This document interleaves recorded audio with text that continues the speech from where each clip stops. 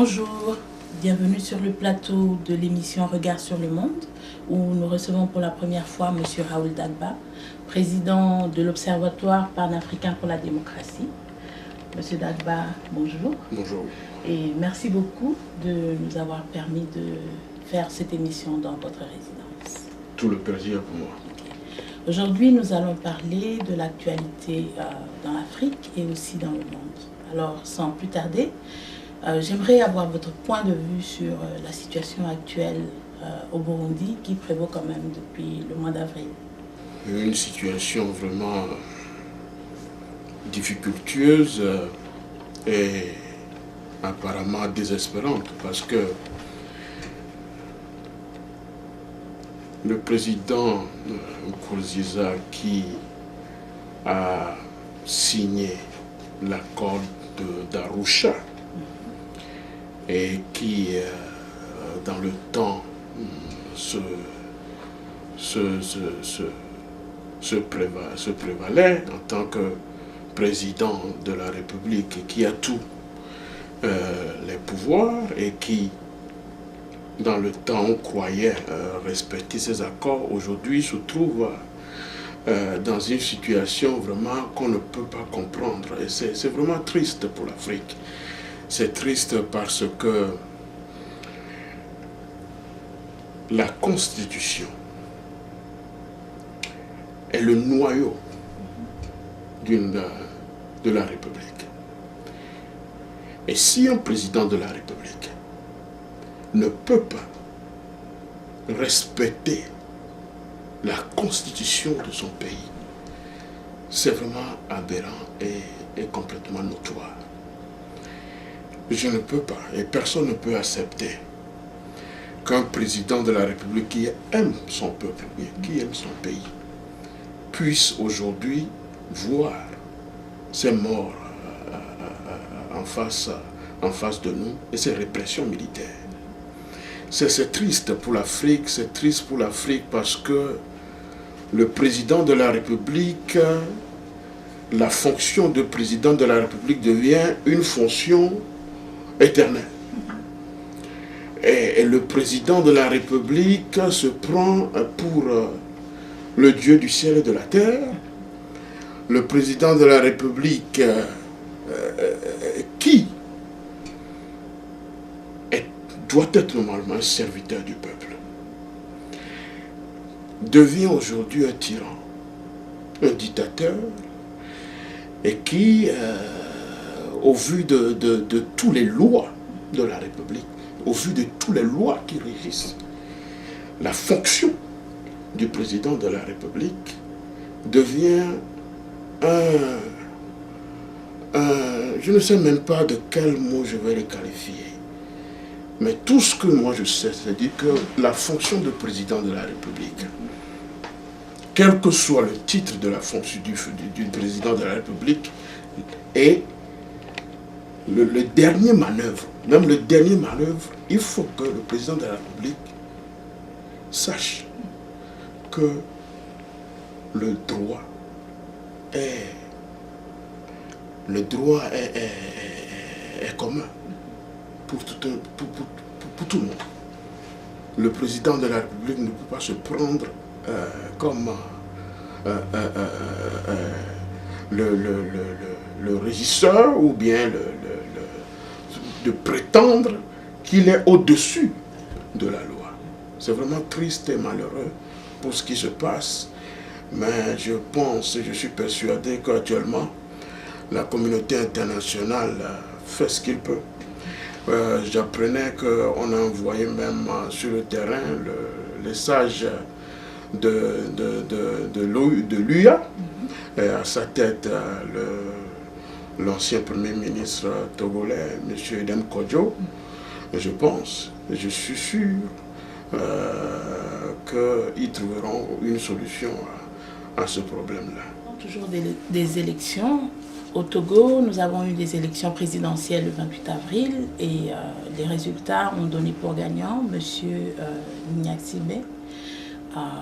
Par contre, le CAP 2015 conteste la crédibilité et la transparence de ces élections. ce qui est contraire à ce que les observateurs disent. Quel est votre avis à ce sujet? Effectivement, les élections présidentielles, ou bien l'élection présidentielle s'est déroulée dans le calme et dans la sérénité. Nous saluons cela. Et c'est au niveau de la proclamation des résultats que le problème se pose. En tout État, ou bien dans toute république, il faut que les choses se passent d'une manière adéquate. Il faut que les choses se passent d'une manière à ce que personne ne puisse être touché ou bien personne ne puisse être écœuré par certaines choses. La proclamation des résultats ne s'est pas déroulée dans les principes légaux du droit. Si, je ne sais pas si vous avez eu à voir la scène qui s'est passée sur les chaînes de télévision ont publié. C'est vraiment aberrant et honteux. J'ai été éhonté de voir cette tragicomédie. J'appelle ça du tragicomédie parce que un président d'une commission nationale indépendance qui a le pouvoir de gérer les élections puisse se rabaisser à ce niveau-là. Parce que selon les informations que nous avons reçues, il devait convoquer une assemblée plénière pour qu'on puisse débattre du reste des questions. Et c'est par la supplice générale de tout le monde qu'il s'est vu sur l'antenne de télévision en train de proclamer les résultats. Or, il y a certains des bureaux de vote qui ne sont même pas encore à déballer. Donc, cette situation vraiment est honteuse et très aberrant parce que une république ne peut pas fonctionner de cette manière-là. Et ce qui me dérange dans cette situation, c'est que l'OIF, l'Organisation internationale de la francophonie, qui supervise ces élections, a constaté l'anomalie. Et après,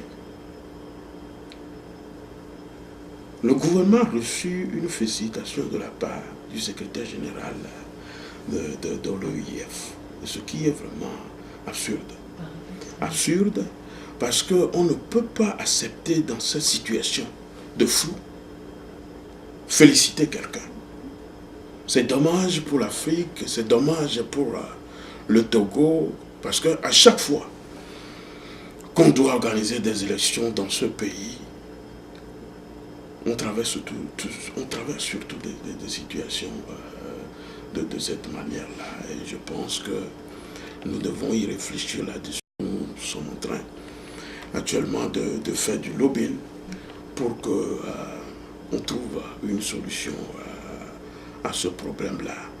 Mais je ne sais pas, je ne suis pas sûr que ce gouvernement actuel pourrait revenir sur sa décision de revoir ou bien de recompter les voix, ce qui est impossible. Le président Faure Gnassingbé vient de prêter serment et les recours même au niveau de la Cour constitutionnelle n'ont pas été faits. Et il a été proclamé président de la République. Et ce serait très difficile actuellement pour qu'on puisse d'une manière ou d'une autre, contester les élections, parce que tout est rentré dans le droit actuellement. Donc, je ne sais de quelle pression l'opposition pense faire actuellement. Mais nous sommes là, nous observons et nous verrons ce qui va se passer.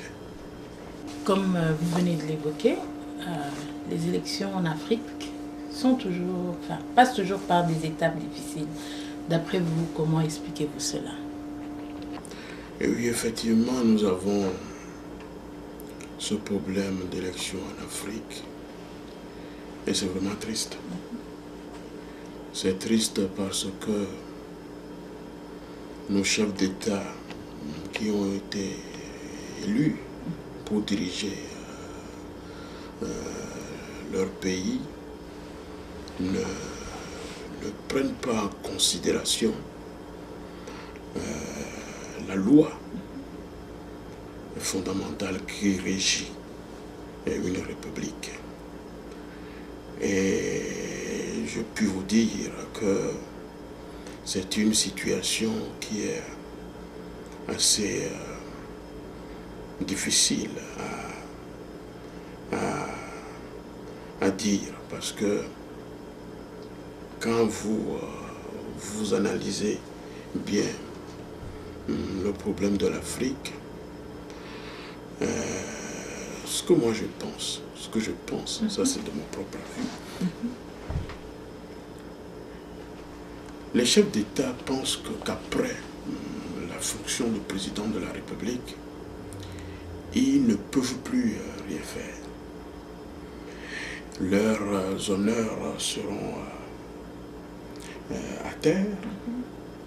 Ils n'auront plus les privilèges dont ils jouissaient quand ils étaient en fonction. Donc, de mon avis, je pense que c'est ça qui les dérange. Et deuxièmement, il y a certains chefs d'État qui ont commis des exactions, qui sont mal élus, des gens qui sont arrivés au pouvoir en marchant sur des morts, et la peur devient pour eux une machine de persécution. Donc, quand ils analysent toutes ces choses, ils se disent, pourquoi ne pas rester au pouvoir à vie? Mais c'est triste, parce que on ne peut pas toujours continuer de cette manière-là.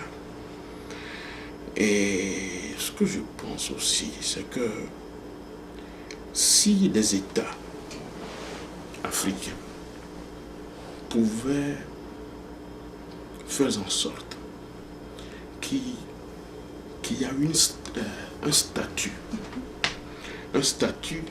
spécial pour les chefs d'État, pour qu'après la fonction du président de la République, ils puissent d'une manière ou d'une autre jouir de leur du service rendu. Je pense qu'il faut améliorer. Je sais qu'il y en a, il y a certains avantages qu'ils ont.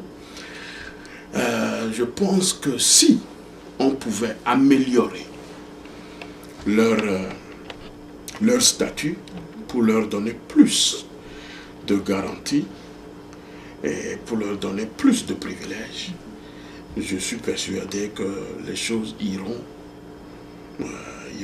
finalement très bien. Parce que ça devient, ce problème devient un casse-tête.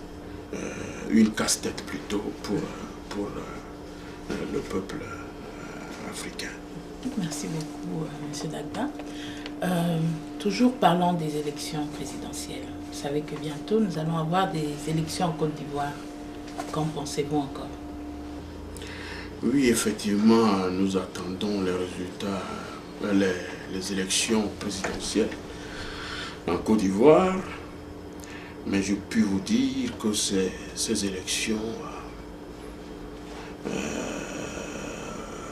au vu de ce que nous analysons actuellement, les tensions qui sont sur le terrain actuellement, si on ne fait pas attention, ce pays, je ne le souhaite pas, ce pays va encore plonger dans des troubles. Parce que déjà il y a un front commun qui est mis en place actuellement et le poids de certains candidats actuellement, comme M. Amara ici, le diplomate, ce diplomate chevronné, que tout le monde connaît très bien, Ouattara, vous savez très bien que les conditions dans lesquelles M. Ouattara, son Excellence, M. le Président Alassane Ouattara a été élu, et qui aujourd'hui a vu M. Laurent Gbagbo à la CPI. Donc la réconciliation est primordiale dans ce pays actuellement.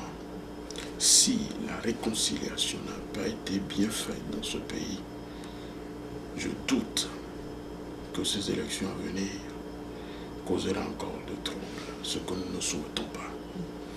Donc j'en appelle actuellement à la communauté internationale de faire en sorte que ces élections puissent se dérouler dans de bonnes conditions.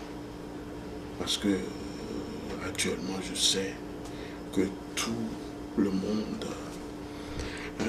les yeux du monde se tournent vers la Côte d'Ivoire actuellement pour voir ce qui va se passer dans ce temps-là. Et la situation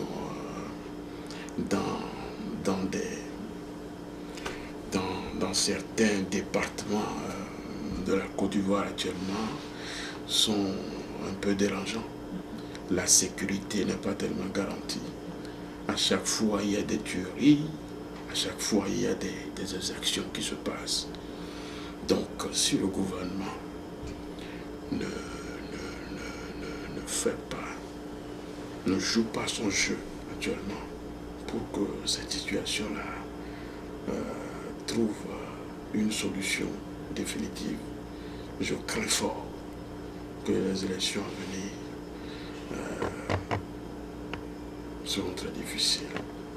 Et j'apprends la fois dernière que le front qui est actuellement mis en place conteste déjà la crédibilité de la Commission électorale nationale. Parce que cette commission, nous le savons très bien, avait eu des problèmes auparavant pour la proclamation des résultats. Et tout le monde sait, nous savons dans quelles conditions ces résultats ont été proclamés. Donc je souhaite que le peuple ivoirien puisse faire ces élections dans le calme et dans la sérénité pour que au moins l'Afrique soit bien vue sur l'échiquier international. Merci beaucoup, Monsieur Dagba. Parlons maintenant de l'ancien président de l'Égypte, Monsieur Mohamed Morsi. Comme vous savez, il a été condamné à la peine de mort pour incitation au meurtre et d'autres faits. Pensez-vous que cette sentence soit un peu trop forte? Moi, je dis souvent que il faut que le droit soit juste. Il faut que le droit soit juste. Cette condamnation de l'ex-président égyptien, son Excellence M. Mohamed Morsi, cette décision de la justice est vraiment trop forte. la condamnation à mort pour quelqu'un qui est indirectement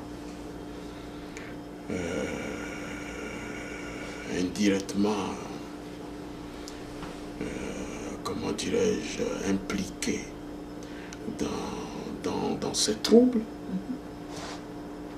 ne peut pas mériter cette sentence-là. Parce que si la justice doit être manipulée par l'exécutif, c'est vraiment dommage. Parce que c'est la première fois que cela se passe sur le continent africain, qu'un président soit condamné à mort pour des troubles. C'est du jamais vu. Moi, ce que je peux dire actuellement, c'est de demander au gouvernement égyptien de laisser la justice faire son travail. Il faut que la justice africaine soit indépendante. Il faut que la justice soit indépendante. Parce que le problème que nous avons en Afrique, c'est que le système judiciaire se trouve inféodé à l'exécutif. Si je dois me référer à Montesquieu dans l'esprit de la loi qui disait que pour qu'on ne puisse pas abuser du pouvoir, il faut que par les dispositions des choses, le pouvoir arrête le pouvoir. Donc, s'il n'y a pas de séparation, on ne respecte pas la séparation des pouvoirs en Afrique, on aura toujours des problèmes. Mais je puis vous garantir que si ce monsieur, il advenait que ce monsieur soit exécuté, ce pays ne connaîtra pas la paix. Ce pays ne connaîtra pas la paix parce que les troubles qui se sont passés dans ce pays est général. On ne peut pas laisser ceux qui sont même les auteurs impliqués dans ce trouble. C'est une révolution populaire. Et tous ceux qui ont commis ces exactions sont là. Ce ne sont pas tous qui sont en prison actuellement. Donc, exécuter quelqu'un qui est indirectement impliqué dans ces troubles, c'est tout dire. Et je demande au gouvernement égyptien de revoir sa position vis-à-vis du système judiciaire. Parce que je me dis toujours que le système judiciaire en Afrique n'est pas du tout indépendant. N'est pas du tout indépendant. La justice est toujours à la sorte de l'exécutif. Et il faut que l'Égypte fasse quelque chose pour que ce monsieur ne soit pas exécuté. Je rappelle que M. Raoul Dagba est président de l'Observatoire panafricain pour la démocratie. Je voudrais savoir, que pensez-vous du retour de M. Nicolas Sarkozy sur la scène politique française? Oui, M. Sarkozy, le retour de M. Sarkozy sur la scène politique française ne m'est pas surprenant. M. Sarkozy est un vieux routier en politique. Je sais quelqu'un que j'apprécie beaucoup, qui a un franc-parler. Il est politiquement fort. C'est quelqu'un qui a toujours de l'ambition, une bonne ambition pour son peuple. Vous n'êtes pas sans savoir qu'il a occupé de hautes fonctions au niveau de l'État français. Il était le célèbre ministre de l'Intérieur dans le temps. Il avait occupé beaucoup de fonctions en tant que ministre de l'économie et des finances, porte-parole du gouvernement. Donc c'est un vieux routier en politique et il pèse lourd. Il pèse lourd. Moi, je n'étais pas étonné de le voir revenir au pouvoir. Bien, nous sommes de différents avis parce que bon, il y a certains qui ne voudraient pas son retour par rapport à ce qu'il a fait au cours de son mandat vis-à-vis de l'Afrique et au niveau de la Libye et au niveau également du Sénégal. Son discours qu'il a prononcé au Sénégal concernant l'Afrique ne sont pas des choses qui sont encourageantes politiquement pour lui au niveau de l'Afrique. Mais je puis vous dire que c'est quelqu'un qui est très efficace, quelqu'un qui est bien rodé en politique et qui est rigoureux dans la gestion des affaires de l'État. Donc, pour le voir revenir à la tête de la France, je pense que ça ne serait pas une mauvaise chose. Ça dépend des Français et des Françaises, de ce qu'ils pensent de lui. Donc, son bilan qu'il avait en tant que président de la République à la tête de la France n'était pas aussi négatif. Si on le compare au bilan de Hollande, je peux vous dire que Sarkozy a travaillé plus que le président actuel de la France. Monsieur Dagba, votre organisation, l'OPPD, prône la création de l'organisation, comment je dirais, des États-Unis, la création des États-Unis d'Afrique. Pensez-vous que cette idée soit réalisable? Oui, c'est bien possible, c'est bien possible. Tout est une question de volonté au niveau de nos chefs d'État, au niveau de nos élites africaines. Donc je pense que l'Afrique aujourd'hui est économiquement forte dans certains domaines et cela peut se faire. Cela peut se faire quand on voit l'avancée que l'Afrique a fait ces dernières années. Je peux vous garantir que cela peut se faire dans la mesure où aujourd'hui certains pays comme l'Afrique du Sud, certains pays comme le Nigeria sont une puissance africaine. Donc je peux citer également la Libye, mais aujourd'hui la Libye est complètement à terre. L'ancien président Muammar Kadhafi avait pris cette initiative, mais qui aujourd'hui n'est plus là. Je suis persuadé que ça peut se faire si nous avons la volonté. Moi, je pense qu'on ne peut pas, il ne faut pas toujours attendre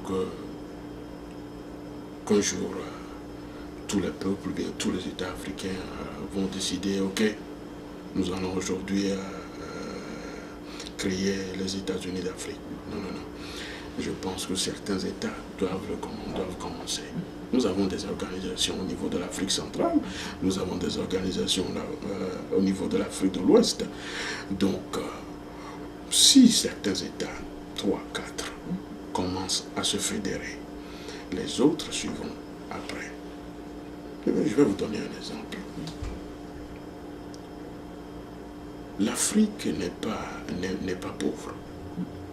L'Afrique n'est pas pauvre. Le problème de l'Afrique, c'est que l'Afrique est mal gérée. L'Afrique est mal gérée, c'est pourquoi nous avons ce problème-là de pauvreté ou bien de quoi que ce soit. Certains mots qu'on colle à l'Afrique ne le ressemblent pas. Je peux vous dire. Je vais vous donner un exemple, par exemple. Si vous analysez bien les choses, nos footballeurs, par exemple, qui jouent dans des clubs en France, ces professionnels-là qui jouent dans des clubs en France, vous allez me dire que si on arrive à créer les États-Unis d'Afrique, nous ne pouvons pas un jour gagner la Coupe du Monde. On peut le faire. C'est une question d'unité. Si ces professionnels s'organisent et que l'Afrique devient un seul, nous pouvons gagner facilement la coupe du Monde. Donc, juste pour vous donner un exemple, que c'est nécessaire qu'on y parvienne. C'est nécessaire qu'on y parvienne. Et je puis vous dire, je puis vous garantir que nous allons jouer. Nous allons jouer sur nos lobbies pour que on parvienne à ce rêve-là. C'est un rêve qui nous est primordial. Nous allons lutter pour ça et nous y arriverons. Si je vous suis bien, vous trouvez que l'Afrique est suffisamment forte économiquement pour pouvoir réaliser ce rêve-là, enfin, un rêve qui devrait dépasser l'étape de rêve pour devenir réalité. Et effectivement, pourquoi pas? Pourquoi pas? L'Afrique est forte. L'Afrique est forte. Pourquoi je dis que l'Afrique est forte? Nous avons des ressources. Nous avons le pétrole, nous avons le diamant, nous avons l'or, nous avons tout ce qui peut garantir une économie forte en Afrique. Comme je le disais tantôt, c'est que l'Afrique est mal gérée. Et cette malgérance affecte tous ces domaines que je viens de révéler. Je ne peux pas actuellement vous donner des chiffres pour vous dire que, ok, voilà, compte tenu de ces chiffres avancés par la Banque mondiale ou bien le Fonds monétaire international, que l'Afrique est forte économiquement. Comme les chiffres globaux. Les chiffres globaux ne nourrissent pas l'homme. Les agrégats économiques ne nourrissent pas l'homme. Donc, mais je peux vous garantir, sans ces chiffres, je peux vous garantir que l'Afrique est forte pour parvenir à la création des États-Unis d'Afrique. Je suis persuadé, très persuadé, que d'autres têtes, même si on ne peut pas le faire maintenant, je peux vous dire, je peux vous garantir que d'autres têtes viendront pour que cela soit élaboré. Parce qu'il y a certains chefs d'État qui se voient aujourd'hui un peu gênés par certaines âmes. C'est-à-dire qu'on est tellement, on aime tellement le pouvoir, et ce qui fait que l'inertie de nos chefs d'État se démontre dans leurs gestes et dans leur attitude à parvenir à cela. Donc, c'est pour cela que l'Afrique est aujourd'hui marginalisée dans le monde. L'Africain, je crains de vous dire aujourd'hui que nous prions sur les jours de ces Européens, et vraiment c'est absurde, c'est triste pour l'Afrique qui est le berceau même de l'humanité, soit marginalisé de cette manière-là. Non, je te dis, si vous allez en Afrique du Sud, vous allez voir ce qui se passe là-bas. Vous allez voir que le développement de l'Afrique est une question de volonté, est une question manifeste de volonté de nos dirigeants. Ce qui est vraiment gênant également, c'est que toutes ces élites que nous avons en Afrique, tous ces présidents ont fait leurs études aux États-Unis, en France, en Europe. Mais ils voient comment ces pays-là sont construits. Mais pourquoi ils ne peuvent pas faire la même chose dans nos pays? C'est triste. C'est triste, mais tant que nous respirons, nous avons le souffle, nous y parviendrons un jour. Monsieur Raoul Dagba, président de l'Observatoire panafricain pour la démocratie, mais aussi Monsieur Raoul Dagba, Monsieur le pasteur Raoul Dagba. Expliquez-nous un peu comment vous arrivez à concilier les deux. Une bonne question. Oui, effectivement, les gens vont se poser la question de savoir comment est-ce que quelqu'un qui est pasteur peut faire aussi la politique. Mais je peux vous dire que effectivement, c'est deux choses qui sont posées. Mais je peux vous dire également que la valeur spirituelle et la valeur morale doivent aller de pair. Les valeurs spirituelles et les valeurs morales sont les fils conducteurs de notre action de tous les jours. Donc moi je dis toujours que nous sommes spirituels, quel que soit votre état de personne que vous êtes, il y a toujours un côté spirituel en vous. Donc quelqu'un qui veut être bien debout ne peut pas biaiser sur l'une des valeurs et opter pour l'autre. Alors moi je dis que vous n'êtes pas stable. Si vous n'avez pas ces deux choses en vous, vous n'êtes pas stable. Donc je peux vous dire que je suis bien là-dedans. Je suis bien à l'aise dans la fonction de pasteur et dans la fonction de politique que je fais. Donc, soyez rassurés. Merci beaucoup, Monsieur Raoul Dagba. Merci à tous nos téléspectateurs qui ont suivi cette émission. Merci pour votre attention et nous nous retrouverons la semaine prochaine. Non, c'est moi qui vous remercie.